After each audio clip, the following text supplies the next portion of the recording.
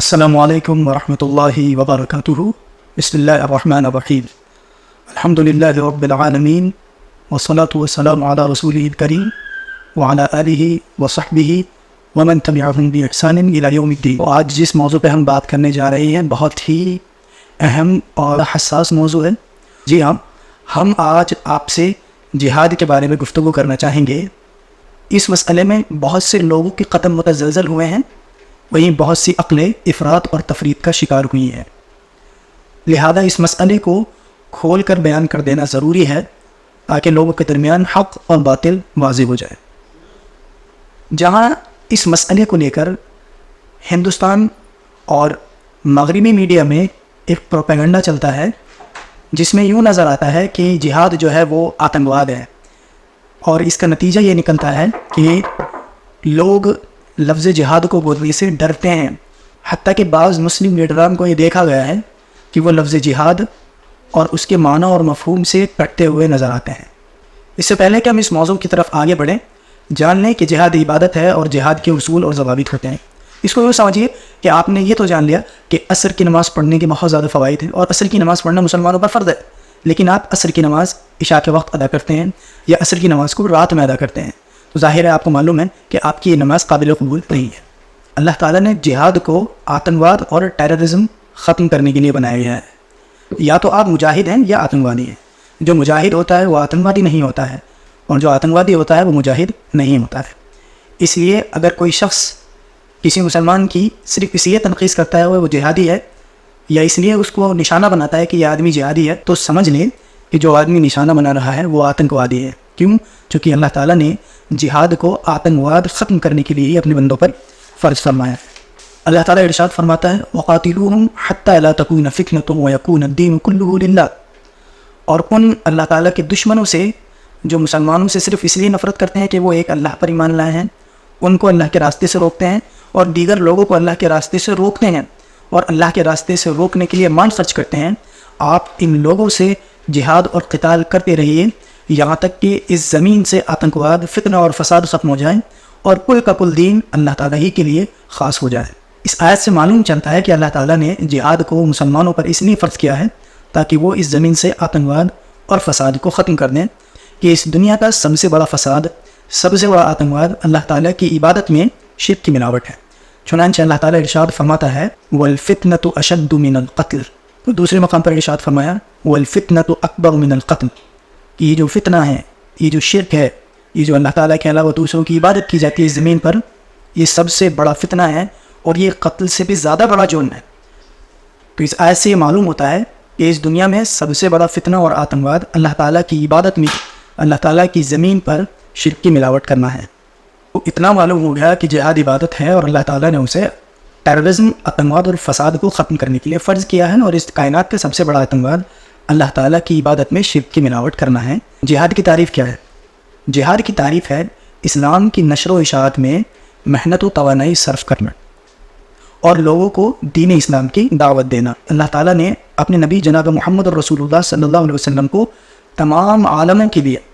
خالی انسانوں کے لیے نہیں، جنات کے لیے اور تمام وہ مخلوقات جن کا ہمیں علم نہیں ہے، ہر ایک کے لیے اللہ تعالیٰ نے بشارت دینے والا اور ڈرانے والا بنا کر بھیجا ہے کہ آپ لوگوں کو جنت کی خوشخبری دیتے ہیں، ہر اس شخص کو جو اللہ پر ایمان لائے اور اس کے ساتھ کسی اور کو شریک نہ کرے، اور ہر اس شخص کو انجام بد سے ڈراتے ہیں جو اللہ تعالیٰ کی عبادت میں شرک کی ملاوٹ کرتا ہے. اللہ تعالیٰ کے رسول صلی اللہ علیہ وسلم لوگوں کو دعوت دے کر اس بات کو ثابت کر چکے ہیں کہ جو آدمی ایمان لاتا ہے اس کو ایمان مبارک، اور جو آدمی ہٹ دھرمی، کفر اور بغض میں بڑھ جاتا ہے اس کے لیے حجت قائم کر دینا ہی کافی ہے تاکہ قیامت کے دن وہ یوں نہ کہہ سکے واللہ ربنا ما کننا مشرکین،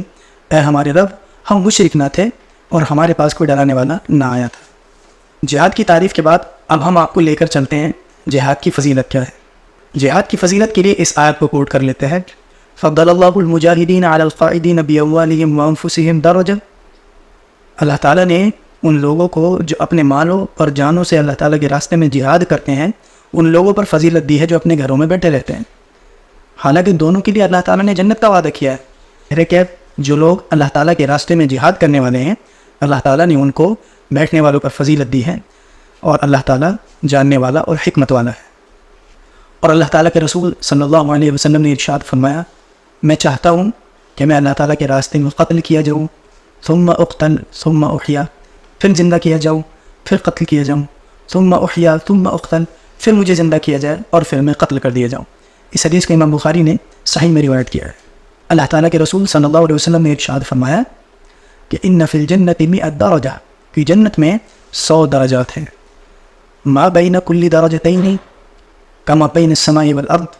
اور دونوں جنت کے درمیان اتنا فاصلہ ہے جتنا زمین اور آسمان کے درمیان فاصلہ ہے، اور اللہ تعالیٰ نے ان جنتوں کو ان لوگوں کے لیے تیار کیا ہے جو اللہ تعالیٰ کے راستے میں اپنی جان اور مال سے جہاد کرتے ہیں۔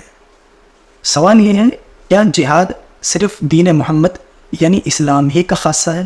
اس سے پہلے کسی نبی اور کسی امت پر جہاد فرض نہیں تھا؟ اس کا جواب ہے نہیں، بلکہ اللہ تعالیٰ نے ہم سے پہلی امتوں پر بھی جہاد فرض کیا تاکہ وہ اللہ تعالیٰ کی دین کی نشر و اشاعت کریں اور اللہ تعالیٰ کے بندوں کو کفر اور شرک کی گمراہی سے نکال کر ایمان اور صحیح عقیدے کی روشنی میں لے کر آئیں۔ اللہ تعالیٰ نے موسیٰ علیہ السلام کا ذکر فرمایا کہ کس طرح موسیٰ علیہ السلام جب فرعونیوں سے بچ کر ملک شام کی طرف، تو انہوں نے اپنی قوم سے کہا، یا قوم ادخلوا الارض المقدسۃ التي كتب اللہ لکم ولا ترتدوا على ادبارکم فتنقلبوا خاسرین، کہ اے میری قوم، تم بابرکت زمین میں داخل ہو جاؤ، جب تم اس زمین میں داخل ہو جاؤ گے تو فتح اور نصرت و کامیابی تمہارا ہی مقدر ہے۔ اس آیت سے معلوم ہوا کہ موسیٰ علیہ السلام پر بھی جہاد فرض تھا۔ اسی طریقے سے اللہ تعالیٰ نے موسیٰ علیہ السلام کی وفات کے بعد یوشع بن نون کا قصہ ذکر کیا ہے سورہ بقرہ میں، کہ جب یوشع بن نون سے ان کی قوم نے کہا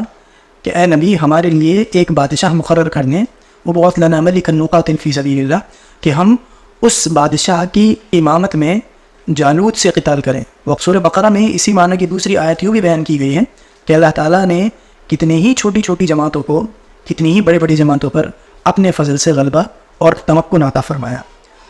اسی طریقے سے حضرت سلیمان علیہ السلام جب ملکہ بلقیس نے، ایلیا کی جو ملکہ تھی بلقیس، جب حضرت سلیمان علیہ السلام نے اسے اللہ تعالیٰ پر ایمان لانے کی دعوت دی، تو ملکہ ایلیا تو بلقیس نے حضرت سلیمان علیہ السلام کو ہدیے دیے، اور اس نے کہا کہ دیکھ لیتے ہیں کیا یہ واقعی میں اخلاص والے آدمی ہیں یا صرف مال کے متلاشی ہیں۔ تو اللہ تعالیٰ کے نبی سلیمان علیہ السلام نے غصے میں ان سے کہا کہ تم مجھے اتمدوننی بمال، کہ تم میری مال سے اعانت اور مدد کرتے ہو؟ اللہ تعالیٰ نے جو مجھ کو دیا ہے وہ بہت ہی بہتر ہے، اور میں تم پر ایک ایسا لشکر لے کر چڑھائی کروں گا کہ جس کا تم مقابلہ نہیں کر سکتے۔ چنانچہ اس کے بعد آپ کو معلوم ہے کہ بلقیس جو ہے وہ اپنے سارے لاؤ لشکر کے ساتھ حضرت سلیمان علیہ السلام کی خدمت میں آئے اور مشرف بااسلام ہوئے۔ تو یہ بات واضح ہو گئی کہ جہاد جو ہے وہ صرف دین اسلام کے لیے خاص نہیں ہے، بلکہ اللہ تعالیٰ نے اپنے نبی جناب محمد رسول اللہ صلی اللہ علیہ وسلم سے پہلے دیگر انبیاء پر بھی جہاد فرض کیا تھا۔ اس سے معلوم ہوا کہ پچھلے انبیاء اور ہمارے نبی جناب محمد رسول اللہ صلی اللہ علیہ وسلم پر جہاد فرض تھا، اور جہاد کا قطعی مقصد یہ نہیں ہے کہ زمین میں خوریزی کی جائے، فساد کیا جائے اور لوگوں کا مال ہڑپ لیا جائے، بلکہ جہاد کا اولین ہدف یہ ہے کہ لوگوں کو بندوں کی غلامی سے، ان کے نفس کی غلامی سے نکال کر ایک اللہ کی عبادت کی طرف بلایا جائے، اور جب وہ اس بات کا اقرار کر لیں تو ان کا خون اور مال محفوظ ہو جاتا ہے۔ اور جان لیں کہ اللہ تعالیٰ نے جہاد کے ذریعے سے لوگوں پر رحمت فرمائی ہے، کہ اگر یہ جہاد نہ ہوتا تو کتنے ہی لوگ ایسے تھے جنہوں نے اسلام قبول کرنے کے بعد اللہ تعالیٰ کی دین میں وہ جفا کشی کری جو ان کے علاوہ کسی اور کے نصیب میں نہ تھی۔ لہذا جہاد رحمت ہے جس کے ذریعے سے لوگوں کو اندھیروں سے روشنی کی طرف نکالا جاتا ہے، اور قطعی اس کا مقصد صف کے دماغ اور زمین میں خوریزی کرنا نہیں ہے۔